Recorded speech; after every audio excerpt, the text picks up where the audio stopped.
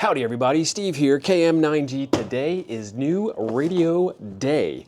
We have the Xiegu, where is it? X6200. The box is half the thickness of the X6100 for starters. I want to do some first impressions and see what I think about as we take this thing out of the box. And you know me, there's going to be a ton of videos on this, so buckle up and subscribe because it's going to be a lot of fun.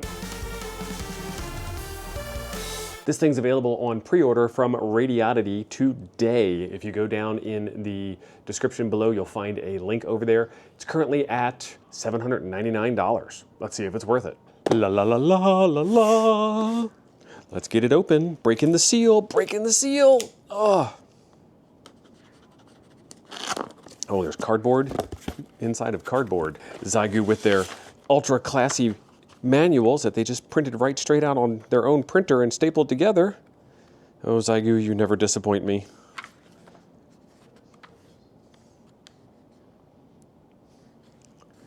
In case of smoke or peculiar smell, cut off the power supply immediately, remove the power cable, and then contact the supplier. Okay, that's a good warning to have. Interesting. Enough about paper. Y'all didn't come here to see paper. Wait, there's more paper. Warranty card.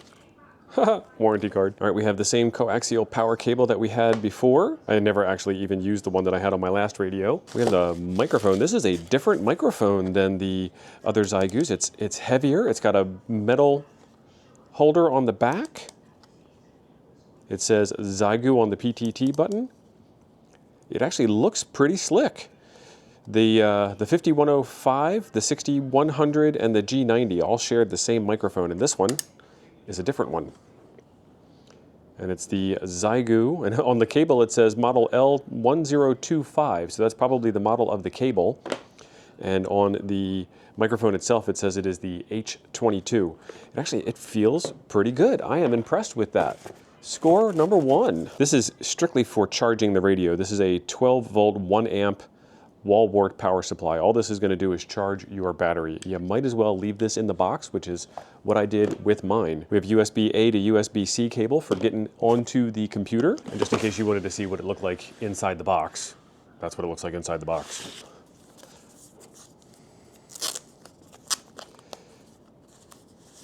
We have a detachable battery. This is good. This is actually really good. 7.6 volts, 3200 milliamp hours, 24.32 watt hours.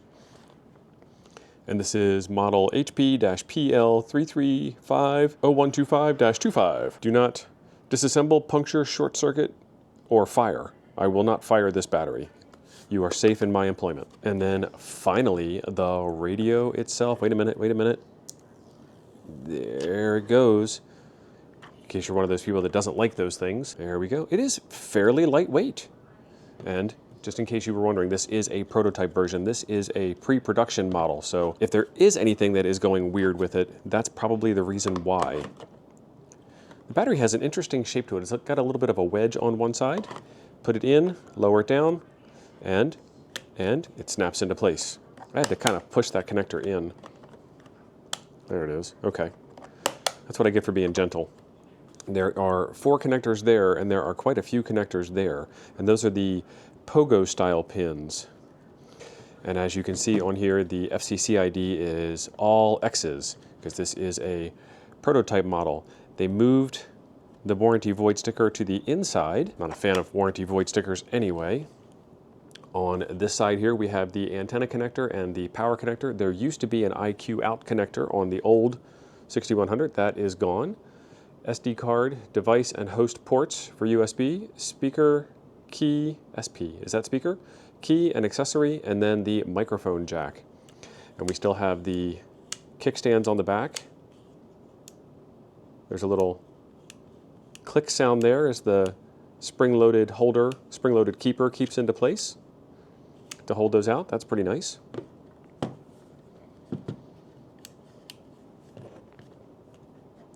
Okay. The thing that I was most interested in is this little port on the top here. So we're going to take a look and see what that looks like on the inside. I don't see any warranty void stickers on this. Oh, that's tight. Nice. There's just a little hole there. and I'm not able to get a fingernail under. I wonder what that's about. Y'all can speculate down in the comments. I have my own opinions. I wonder what that's about. So with the feet out, it has a nice viewing angle to it. The battery is in. Does it have any charge to it? Okay, the green light is on. X6200 on the screen. I do not have an antenna plugged in, so it is attempting to boot up. I feel like this is lighter than the X6100.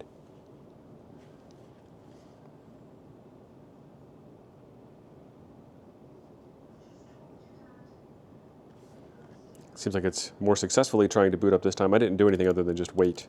There it is.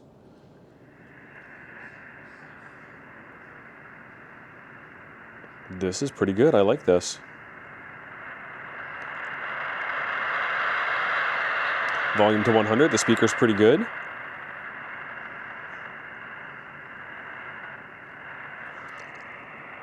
The RF gain knob on the outside is turning with the volume knob, because they are one knob in. Okay, you push it for squelch, and it muted itself as I turned the squelch up, because that's what squelch does. It mutes when there's just white noise, and this is all white noise.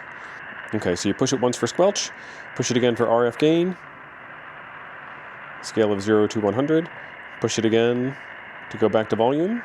This screen is so much clearer than the X6100 screen. Let's get a nice zoom in for you guys. Where can we go that there's no glare? There we go. Nope. All right, that's what I can do to get rid of the glare from the overhead lights. This looks really nice. I don't know if it's picking up on camera or not. It is not a touch screen. Okay, so there is an inner and outer knob on the bottom. Transmit power goes down to 0.1 watts and goes up to 4 watts on internal power. So that's less than it was before. Let me get an outer battery on it. All right, Denko battery to the rescue. And yes, we are still extremely zoomed in here. All right, we are now plugged in to external power. Let's get the screen back to where it should be.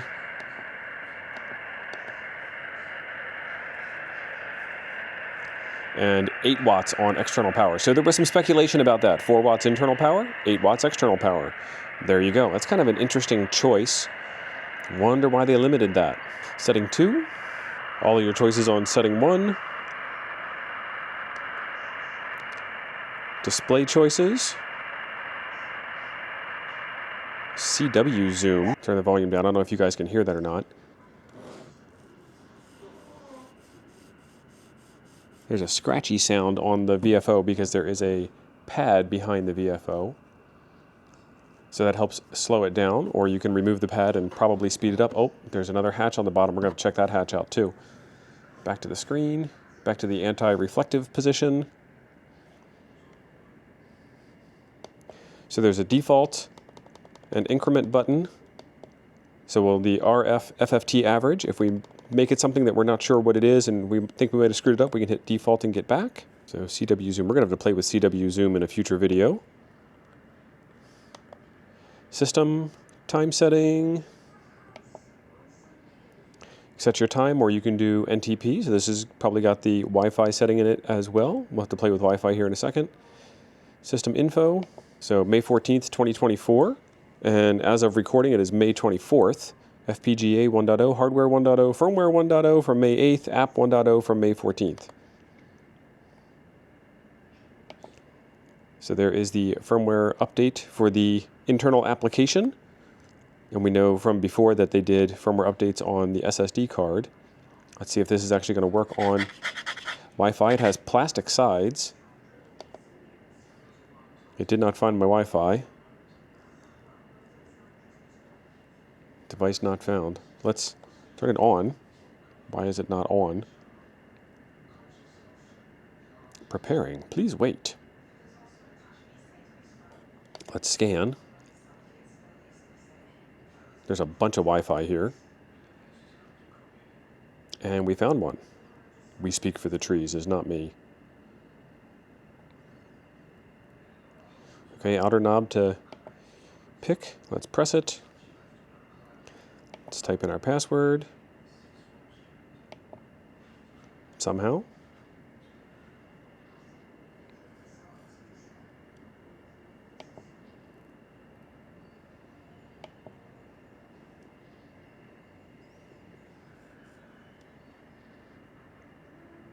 Virtual keyboard, VKB. Okay, there we go. All right, I'm going to type my password in. Let's see how hard this is. P, that's not bad. A, oh, that's wrong. Backspace. S, S is my password. You can do uppercase and lowercase and numbers. Let's hit close. My password is saved. It does not block the screen out. All right, we have connected the radio to the internet. Let's do an NTP update. And it has changed the minutes on my clock. And that is the correct time, but the wrong UTC offset.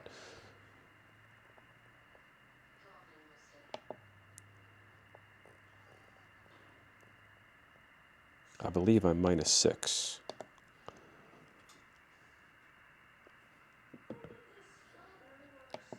I believe I'm still -6.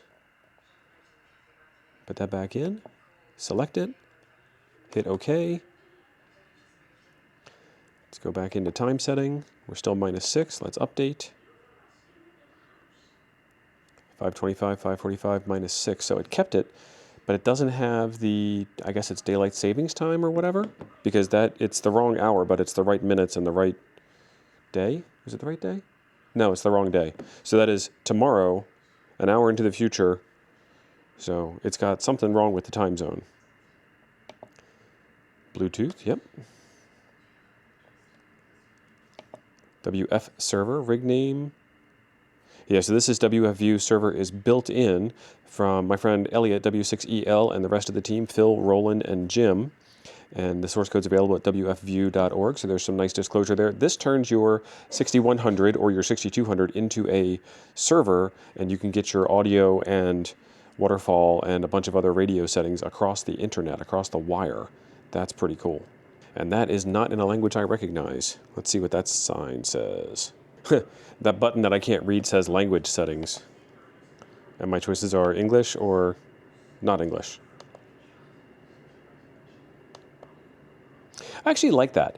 So if I was not an English speaker and this was all English writing and I saw that sign in English, I wouldn't know what it meant. But because this is all in English and you have two choices, English or Chinese, when I see those settings in Chinese, I can probably read that. And when I do read it, it says it is it going to work? Is it going to work? It says it's language settings. I can't show it to you. I'm running Google Translate on my phone, and it translates that text in real time to say language settings. Where were we? We were in System, Factory Reset. Don't need to do a Factory Reset. Memory, so VFO memories like it was before. App. Modem. Mode. RIDI, BPSK, CW. Okay, that's just like it was before. SWR scanner. Start. Yeah, there's no antenna connected, so that's probably a bad thing to do. Voice caller. Yep. And there's some message in there. I don't know what it is. I didn't record it. And then the FT8 decoder. So it will decode FT8 signals in real time. We'll do a video on that coming up as well. Key. This is your Morse code key. Key type manual. Auto left. Auto right or manual. Okay. And you can do iambic B or iambic A. You can change your tone, and you can change the volume of your side tone. Messages for sending automated CW messages. Noise reduction. And notch filtering, nice. And then DFL is another kind of filter. And this looks the same way as it did on the G90 as well. Okay, so how does it compare to the 6100? It looks, let me get at the right angle here, it looks like they're very, very similar. My 6100 has the extra grab rails on the side. This is an aftermarket update. These grab rails come as part of the kit. Let's turn this one on.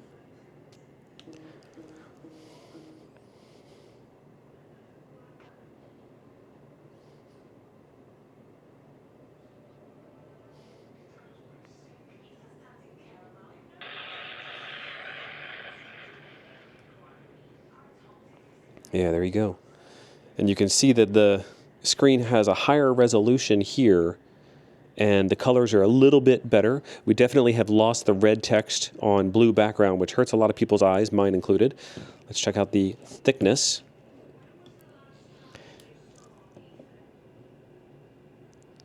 We're missing a couple of buttons on the top, but as far as thickness goes, they are the same thickness.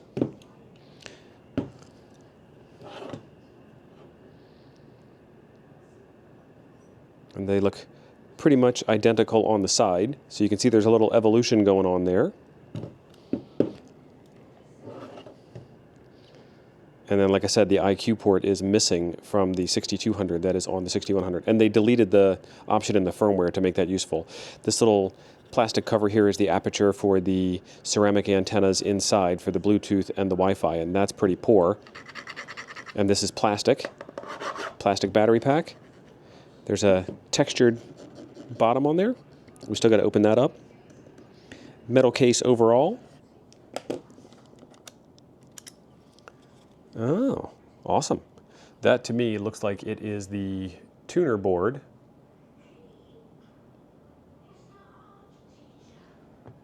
Not sure why you need access to that, but you've got it. There it is, the Xiegu X6200. This is the prototype model. Today is the day that you can get this thing on special order, on pre-order for when it comes out. So far, I am impressed. I can tell that this is an evolution of the X6100 to the X6200. My expectations are fairly close to being met. I'm not happy that we lost 10 watts. We went from 510 to 4.8, and I don't think that's a good thing. I don't know what the reason is why they did that, but I don't know that the difference of 2 watts is going to make much of a difference, you know, from 4 to 5 or from 8 to 10. I don't know that it's going to make that much of a difference. It probably will, but it is what it is, folks.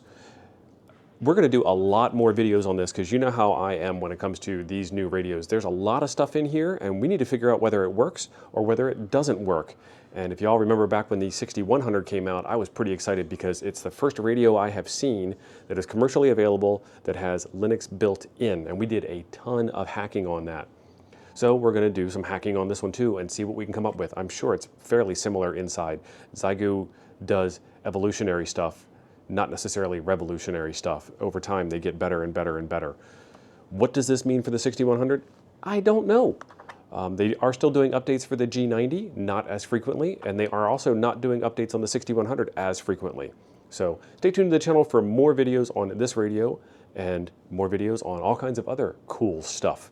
There's a video right over here I think you might enjoy next. There are links down below for pre-order, and I'll see you over there. Thanks for being awesome.